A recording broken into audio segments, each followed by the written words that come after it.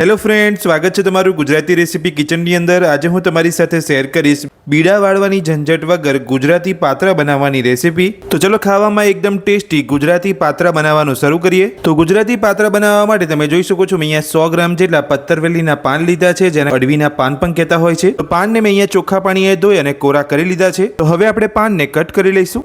તો પાનને કટ કરતા પહેલા તમારે પાનની નસ કાઢી લેવાની છે। તો આ રીતે તમારે પાનને કટ કરી અને નસવાળો ભાગ કાઢી લેવાનો છે। સાઈડમાં જે નસવાળો ભાગ હોય એ પણ તમારે કાઢી નાખવાનો છે। નસવાળો ભાગ કાઢી લીધા પછી હવે આપણે પાનને કટ કરી લઈશું।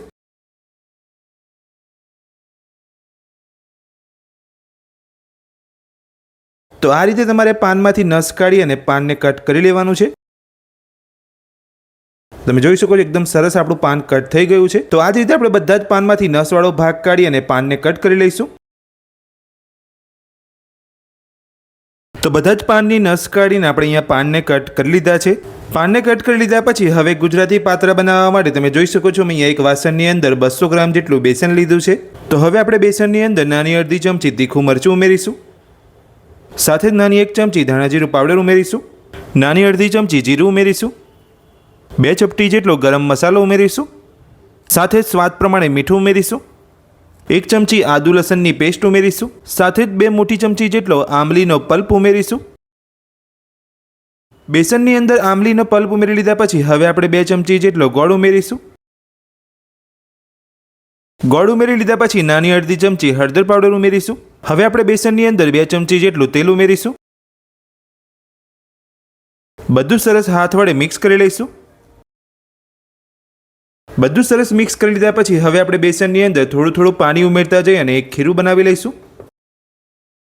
તો એક સામટું તમારે અહીંયા ખીરું બનાવવા માટે પાણી નથી ઉમેરવાનું, થોડું તમારે પાણી ઉમેરવાનું છે, જેથી બેસનના ગાંઠા ના પડે। તો થોડું પાણી ઉમેરીને આપણે અહીંયા બધું સરસ મિક્સ કરી લીધું છે। તો હવે આપણે જે કટ કરેલા પાન રાખ્યા છે તે ઉમેરી લઈશું। બેસનની અંદર કટ કરેલા પાન ઉમેરી લીધા પછી બધું સરસ મિક્સ કરી લઈશું। બેસનના ખીરાની અંદર કટ કરેલા પાન ઉમેરીને બધું જ આપણે અહીંયા સરસ મિક્સ કરી લીધું છે। તો હવે આપણે ફરીથી ખીરાની અંદર પાણી ઉમેરીશું। પાણી ઉમેરીને બધું સરસ મિક્સ કરી લઈશું। તો ખીરાની અંદર કટ કરેલા પાન ઉમેરી લીધા પછી આપણે અહીંયા થોડું પાણી ઉમેરીને એકદમ પરફેક્ટ ખીરું બનાવી લીધું છે। તો આ રીતનું તમારે પાત્રાનું ખીરું બનાવવાનું છે। તો આ રીતનું ખીરું બનાવવા માટે મેં અહીંયા 1 ગ્લાસ જેટલું પાણી ઉમેર્યું છે। તો આપણા પાત્રાનું પરફેક્ટ ખીરું બનીને તૈયાર છે। તો હવે પાત્રાના ખીરામાંથી પાત્રા બનાવવા માટે એક ટ્રેને તેલથી ગ્રીસ કરી લઈશું। તો પાત્રા બનાવવા માટે મેં અહીંયા આ રીતની એક ટ્રે લીધી છે। જો તમારી પાસે ટ્રે ના હોય તો તમે ડીશની અંદર પણ બનાવી શકો છો। હવે આપણે ટ્રેને તેલથી ગ્રીસ કરી લઈશું। તો ટ્રેની અંદર પાત્રાનું ખીરું લેતા પહેલાં તમારે આ રીતે ટ્રેને તેલથી ગ્રીસ કરી લેવાની છે।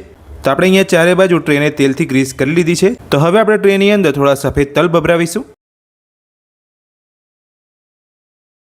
તો આ રીતે તમારે ટ્રેની અંદર સફેદ તલ ભભરાવી લેવાના છે। તો હવે આપણે પાત્રાનું ખીરું ટ્રેની અંદર લઈ લઈશું। તો ખીરું ટ્રેની અંદર લેતા પહેલાં આપણે ખીરાની અંદર 2 ચપટી જેટલો બેકિંગ સોડા ઉમેરીશું। 2 ચપટી બેકિંગ સોડા ઉમેરી લીધા પછી બધું સરસ મિક્સ કરી લઈશું। તો પાત્રાના ખીરાની અંદર આપણે અહીંયા બેકિંગ સોડા ઉમેરીને બધું સરસ મિક્સ કરી લીધું છે। તો હવે આપણે ખીરાને ટ્રેની અંદર લઈ લઈશું। તો બધું જ ખીરું આપણે અહીંયા ટ્રેની અંદર લઈ લીધું છે। તો ખીરું લઈ લીધા પછી હવે આપણે ખીરા ઉપર થોડા સફેદ તલ ભભરાવીશું। તો આ રીતે તમારે અહીંયા ખીરા ઉપર પણ થોડા સફેદ તલ ભભરાવી લેવાના છે। તો હવે આપણે પાત્રાને કૂક કરવા માટે કુકરની અંદર ટ્રેને લઈ લઈશું। તો પાત્રાને કૂક કરવા માટે તમે જોઈ શકો છો, મેં અહીંયા એક કુકરની અંદર પાણી ગરમ કરવા મૂકી દીધું હતું અને પાણી આપણું એકદમ સરસ ગરમ થઈ ગયું છે। અને સાથે તમે જોઈ શકો છો, મેં અહીંયા કુકરની અંદર ટ્રેને રાખવા માટે એક સ્ટેન્ડ રાખ્યું છે। તો હવે આપણે સ્ટેન્ડ ઉપર ખીરાની ટ્રેને લઈ લઈશું। પાત્રાના ખીરાની ટ્રેને કુકરની અંદર લઈ લીધા પછી હવે આપણે કુકરનું ઢાંકણ બંધ કરી અને ગેસની ફૂલ ફ્લેમ પર 10 થી 15 મિનિટ માટે થવા દઈશું। તો પાત્રાને કૂક કરી અહીંયા 15 મિનિટ જેટલો સમય થઈ ગયો છે। તો હવે આપણે ચેક કરી લઈશું।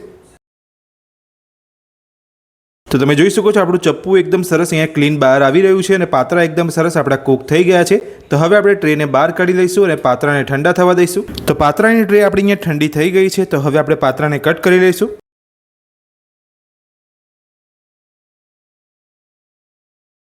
તો પાત્રા ઠંડા થઈ ગયા પછી આપણે અહીંયા પાત્રાને કટ કરી લીધા છે અને તમે જોઈ શકો છો એકદમ સરસ રીતે આપણા પાત્રા કટ થયા છે। તો બધા જ પાત્રાને કટ કરીને આપણે અહીંયા ટ્રેમાંથી કાઢી લીધા છે અને તમે જોઈ શકો છો આપણા પાત્રા એકદમ સોફ્ટ બન્યા છે। તો હવે આપણે પાત્રાને વઘારી લઈશું। તો પાત્રાને વઘારવા માટે સૌથી પહેલાં એક કડાઈની અંદર 3 મોટી ચમચી જેટલું તેલ ગરમ કરીશું। તો તેલ આપણું ગરમ થઈ ગયું છે, તો હવે આપણે તેલની અંદર નાની 1 ચમચી રાઈ ઉમેરીશું, સાથે જ 2 ચપટી હિંગ ઉમેરીશું, થોડા મીઠા લીમડાના પાન ઉમેરીશું, નાની અડધી ચમચી સફેદ તલ ઉમેરીશું અને હવે આપણે કટ કરેલા પાત્રા ઉમેરી લઈશું। કટ કરેલા પાત્રા ઉમેરી લીધા પછી વઘાર સાથે સરસ મિક્સ કરી લઈશું।